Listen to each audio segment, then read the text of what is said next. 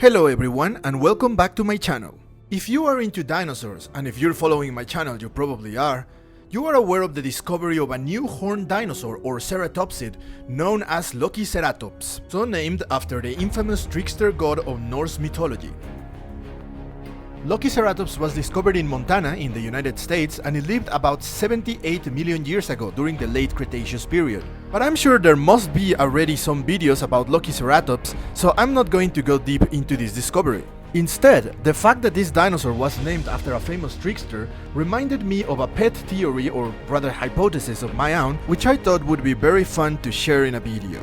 Like I said before, Lokiceratops was part of the Ceratopsidae family, known for their elaborate horns and frills, and it is the frills I want to focus on today. Now, of course I am not the first one to propose that the frills of Ceratopsids were used as a visual display, or that they were very brightly colored or had some spectacular patterns.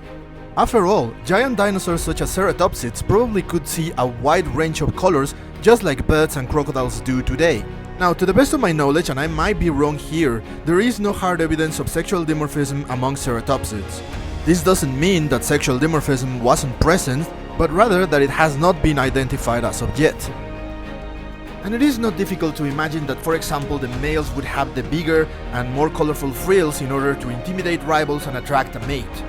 This might indeed be the function of the frill. But what if it was not the only function? What if the frills were the mask of a trickster? Ceratopsids were unlucky enough to share the world with one of the most formidable predators ever to walk the earth, tyrannosaurs.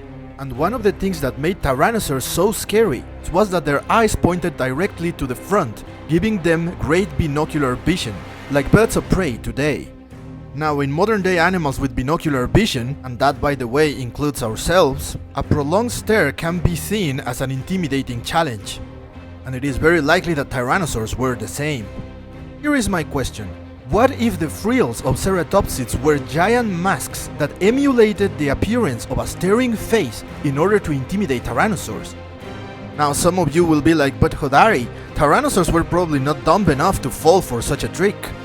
But of course I am not suggesting that the Ceratopsids were trying to make the tyrannosaur believe they were a bigger tyrannosaur.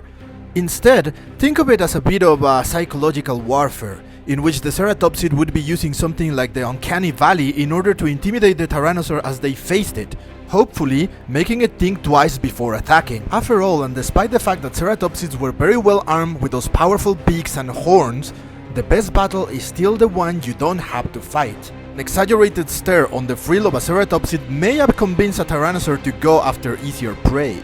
Might also explain why some of the Ceratopsid with the bigger and more spectacular frills evolved alongside with some of the biggest tyrannosaurs. I'm just saying, never underestimate the power of natural selection or intimidation. And with all those spectacular frills that Ceratopsids evolved, the canvases were limitless. But Hodari, we only see this kind of thing in small animals today. It is very unlikely that animals as big as dinosaurs would do such a thing, right?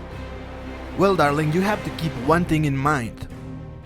Today we live in a world dominated by mammals which have poor color vision and usually rely more on the sense of smell, whereas the Mesozoic was dominated by dragons that could see many colors. I can bet you would have seen things that we wouldn't necessarily see today. I don't know about you, but I have no trouble imagining Ceratopsids, for example, having chromatophores on their frills, like octopus or chameleons, to change the patterns and the colors.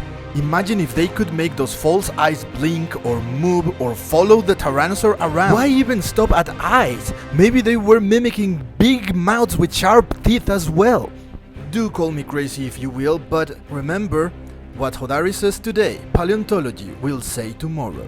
So that's it for today's video. If you loved it, share it with your friends. If you hated it, share it with your enemies. Don't forget to leave me your thoughts and comments on my crazy speculation.